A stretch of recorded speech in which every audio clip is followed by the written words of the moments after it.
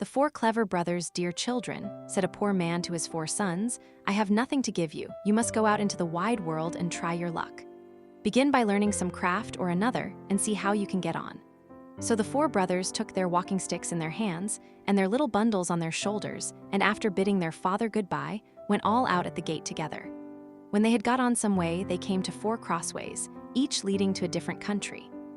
Then the eldest said, "Here we must part. But this day 4 years we will come back to this spot, and in the meantime each must try what he can do for himself."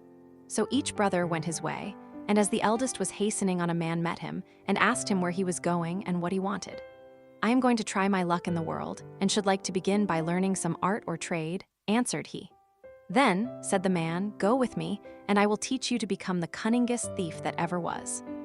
"No," said the other, "that is not an honest calling, and what can one look to earn by it in the end but the gallows?" "Oh," said the man, "you need not fear the gallows, for I will only teach you to steal what will be fair game. I meddle with nothing but what no one else can get or care anything about, and where no one can find you out." So the young man agreed to follow his trade, and he soon showed himself so clever that nothing could escape him that he had once set his mind upon. The second brother also met a man who, when he found out what he was setting out upon, asked him what craft he meant to follow. "I do not know yet," said he. "Then come with me and be a stargazer. It is a noble art, for nothing can be hidden from you when once you understand the stars." The plan pleased him much, and he soon became such a skillful stargazer that when he had served out his time and wanted to leave his master, he gave him a glass and said, "With this you can see all that is passing in the sky and on earth, and nothing can be hidden from you." The third brother met a huntsman who took him with him and taught him so well all that belonged to hunting that he became very clever in the craft of the woods. And when he left his master, he gave him a bow and said, "Whatever you shoot at with this bow, you will be sure to hit." The youngest brother likewise met a man who asked him what he wished to do. Would not you like," said he, "to be a tailor?" "Oh no," said the young man, "sitting cross-legged from morning to night, working backwards and forwards with a needle and goose will never suit me." "Oh," answered the man, "that is not my sort of tailoring. Come with me, and you will learn quite another kind of craft from that." Not knowing what better to do, he came into the plan and learnt tailoring from the beginning. And when he left his master, he gave him a needle and said, "You can sew anything with this, be it as soft as an egg or as hard as steel. And the joint will be so fine that no seam will be seen." After the space of 4 years, at the time agreed upon, the 4 brothers met at the 4 crossroads, and having welcomed each other, set off towards their father's home, where they told him all that had happened to them, and how each had learned some craft. Then, one day, as they were sitting before the house under a very high tree, the father said, "I should like to try what each of you can do in this way." So he looked up and said to the second son, "At the top of this tree there is a chaffinch's nest. Tell me how many eggs there are in it." The stargazer took his glass, looked up, and said, "5. "Now," said the father to the eldest son, "take away the eggs without letting the bird that is sitting upon them and hatching them know anything of what you are doing." So the cunning thief climbed up the tree and brought away to his father the 5 eggs from under the bird, and it never saw or felt what he was doing, but kept sitting on at its ease. Then the father took the eggs and put 1 on each corner of the table, and the 5th in the middle, and said to the huntsman, "Cut all the eggs in 2 pieces at 1 shot." The huntsman took up his bow, and at 1 shot struck all the 5 eggs as his father wished. "Now comes your turn," said he to the young tailor. "Sew the eggs and the young birds in them together again, so neatly that the shot shall have done them no harm." Then the tailor took his needle and sewed the eggs as he was told, and when he had done, the thief was sent to take them back to the nest and put them under the bird without its knowing it.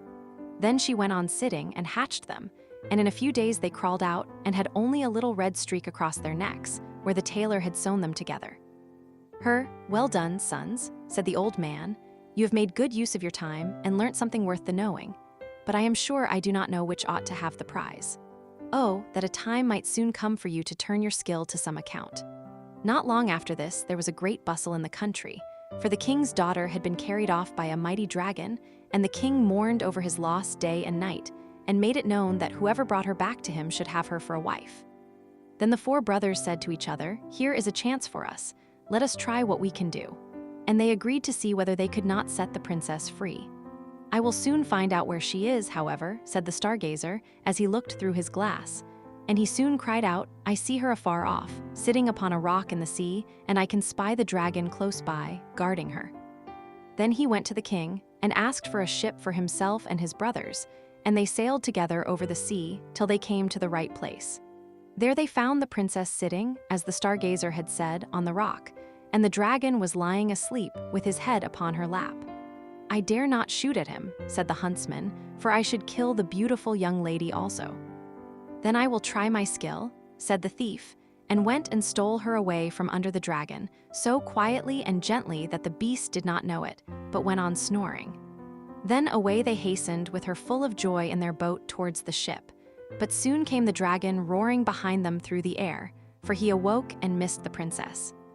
But when he got over the boat and wanted to pounce upon them and carry off the princess, the huntsman took up his bow and shot him straight through the heart so that he fell down dead.